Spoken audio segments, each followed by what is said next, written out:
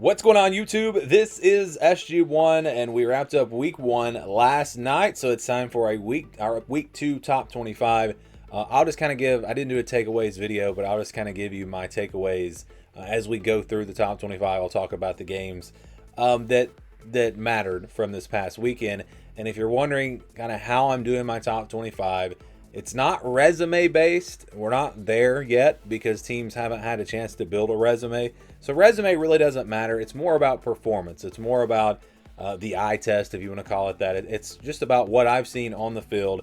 Now, preseason evaluations do still matter at this point, just because a lot of teams haven't played quality competition. So if you really haven't played a great team, then I'm still kind of sticking with my preseason evaluation of that team. But in terms of like rankings and where you were ranked last week, that doesn't matter at all. I didn't look at last week's rankings. I simply ranked the teams based off of how good I thought they were. And again, that's looking at preseason evaluations, and then the teams that have played quality competition, ranking those teams according to that. So a kind of a different measuring stick for different teams, but that's just kind of where we're at. And I always say this is not going to be a good top 25. These are not going to be good rankings, and no one has good rankings until you've seen the teams play at least 4 games. When we get to week 5, then I think you can start to put together a top 25 that might actually be accurate. But at this point, again, we just don't know. There's just, you can look at the Florida State-Alabama game, for example. Is Florida State that good? If Alabama's a top 5 team, is Florida State a team that could win a national championship?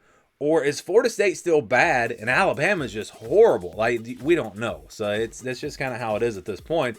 Let's jump right in, and we'll start at the bottom. We're going to go 21 through 25. So Kansas got another win this weekend. They look pretty good against Fresno State in that week 0 game. So, again, I've got this team ranked. SMU, big win, easy win. Illinois, easy win. Ole Miss, a little bit of a slow start, but then they picked it up. They're 1-0. And then there's Utah. So we're starting to get to some teams that have earned their way into the top 25 with their performance. Utah is one of those teams.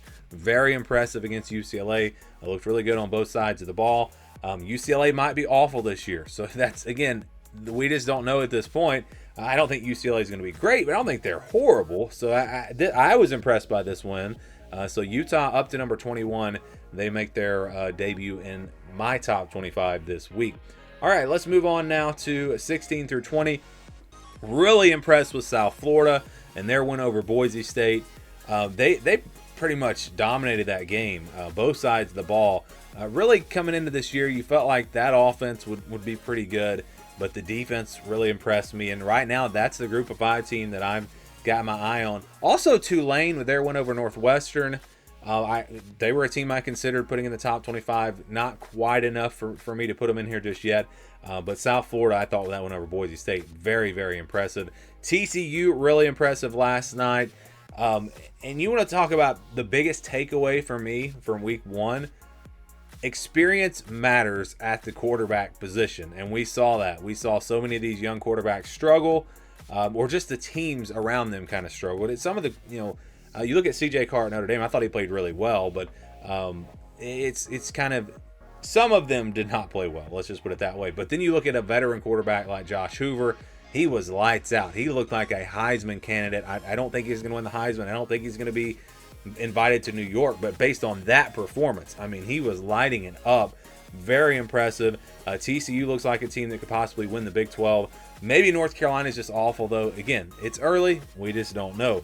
Auburn was impressive against what I believe is going to be a pretty good Baylor team. Maybe they're not, and maybe I'm wrong here, but their ability to win the game with, or move the ball offensively, I should say, with the run game, when the strength of this team and the roster is the passing game and these great wide receivers, just shows they can beat you in more than one way. So I was impressed with them. Their defense was pretty good. Did give up some plays here and there. Baylor was super aggressive in this game, going for it on 4th down all the time. But yeah, I was very impressed with Auburn. I was impressed with Tennessee, especially early on. I know that they kind of bogged down, I guess, and Syracuse kind of got back in the game a little bit. But early on, when this team was clicking, I thought, you also look at week 1, you look at the question marks that you had in the preseason. Did that team answer those questions? Tennessee did with Joey Aguilar. I thought the passing game looked very good. The run game looked very good. I thought the defense would be solid, and I thought that they were in this game. I had some questions with the offense. I knew they would be pretty good with Josh Heupel calling plays, but I saw enough there to believe that Tennessee can have a really good offense this year and could be a team to watch out for. So I was impressed with Tennessee. I don't think Syracuse is very good, but again, I just saw the things that I needed to see from the Vols. Texas Tech had an easy win.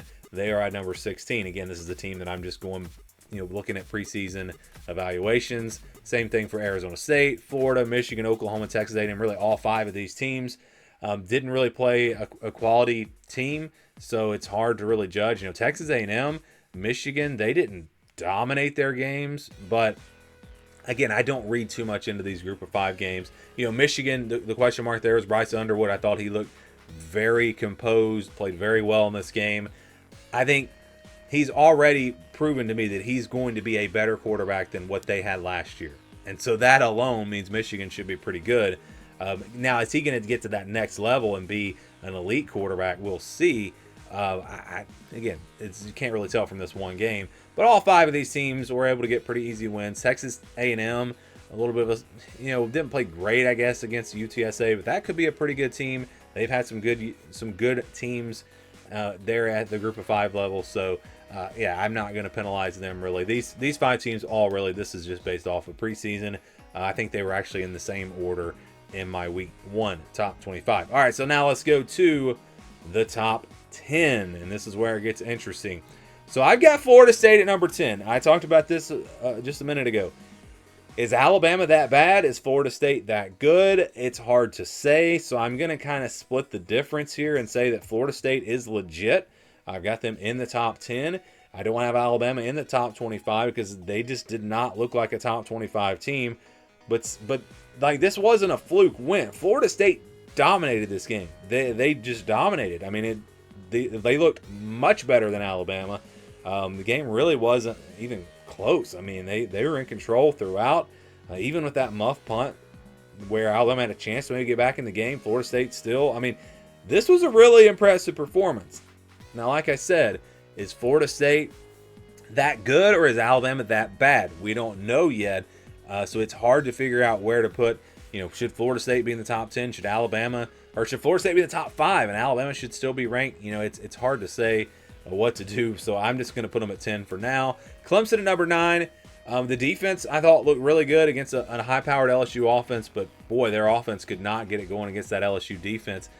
But I'm not going to penalize them for playing a top 10 matchup. I'm just not. And same thing with Texas, same thing with Notre Dame. These teams played really, really, really good teams. I don't think that a team that beat a cupcake team should get to jump ahead of them or be ranked ahead of them necessarily. So, yeah, Clemson, I don't know. I mean, that offense, again, it's a little bit of a concern, but LSU's defense might be that good. For Texas, you can see that the talent's still there on this roster. The defense played really well, but Arch Manning did not. I mean, he just did not look like he was ready for this moment. A lot of inaccurate passes on even just shorter throws. Just looked like he was not ready. And again, I don't know. Maybe he doesn't have it. And if he doesn't, then they're in trouble because they don't really have another option at quarterback. So I think it's too early to completely give up on Texas and completely give up on Arch Manning. But based on that performance, that was not good. This team can still be pretty good, but they can't be a playoff team, in my opinion, without him playing well. They've got to have good quarterback play with the games they've got coming up on this schedule. So, again, this is just based off of the defense mostly because they were really good on that side of the ball. And they did actually, I don't have the exact numbers, but they outgained Ohio State in this game. Just couldn't really score in the red zone. So, again, I'm not going to overreact too much to this loss, but I'm definitely concerned if I'm a Texas fan. Oregon had an easy opponent. Notre Dame, I was actually impressed with. A lot of breaks didn't go their way in this game, but I thought C.J. Carr played really well for his first, real start there. I thought that the defense did give up some plays. I was a little bit disappointed with the defense, but I thought the offense, they were pretty conservative early, but when they opened it up a little bit, I thought the offense was pretty good. So I was actually I'm not too down on Notre Dame just based off of this game. I think Miami might be that good, but we'll need to see more. So that's, again, one of those things where we need to see a few more games from these teams. So let's go to the top 5 now. This is how I've got it. I've got Georgia at number 5. Easy win for them. The reason why I have Penn State at number 1 is because I again, preseason evaluation, I thought this was the best team in the country. They didn't really show me anything that made me think that they were not. Drew Aller played really well. I know the run game didn't do a whole lot, so that was maybe a little bit of a concern, but I think they'll be fine there. LSU and Miami did a lot. Ohio State's defense looked really, really good, but none of those teams impressed me to the point where I felt like they were definitely better than what I believe Penn State is going to be. And so that's kind of why I still have Penn State at number 1. LSU, if the offense had done a little bit more, I think I could have seen myself putting them at number 1 because that defense looked really, really good. But the offense, again, this was another one of those games where like they outgained Clemson by a lot. They probably should have won by more. So I thought this was the most impressive performance of the weekend. But again, was it enough? It was enough to put them at number 1? Not yet. But I think it's very possible they could be the best team in the country. And Miami, look, they looked really good. Carson Beck looked pretty good throwing the football. Offense was good, but it was really about the defense. Really, LSU and Miami, it was about their defenses. They were very good on that side of the ball. That's where we had question marks coming into this season. They look like they've improved a lot. Maybe they didn't. Maybe it's just week 1 and it's a fluke. But based on what I saw, those 2 teams look very dangerous. And Ohio State's defense, this might be the best defense in the country. They were very good on that side of the ball. Arch Manning missed some easy throws and things like that, but they made it tough on him. I mean, they really did, and especially in the red zone. So I was really impressed with Ohio State. The reason I don't have them at 2 or 3 or even possibly 1 is because the offense wasn't great. I mean, it was fine. 14 points, though, it's not enough for me to really jump them up ahead of Miami and LSU based off of those performances. Again, when I look at those games, I feel like LSU had the most impressive performance, then Miami, and then Ohio State when you look at both sides of the ball. Ohio State's defensive performance was probably the best in all of college football. So that's how I've got the top 5 this week. Again, it's not about win and move up, lose and you drop. I will do a brand new top 25 each week when we evaluate all the different things. So, for example, Iowa State, week 1 or week 0, look, they got a big win over Kansas State. Thought that was a very impressive win. But then you see Kansas State struggle this week against an FCS opponent, and you think, well, maybe that wasn't as good of a win. Maybe Kansas State's not that great. So that's why Iowa State dropped out, even though they won. So that they're, again, we get more information about all these teams as we go through these first few weeks, and then we can really start, in my opinion, to put together an accurate top 25. So I'd love to get your thoughts on my top 25, and you can leave me your top 25 down in the comments below.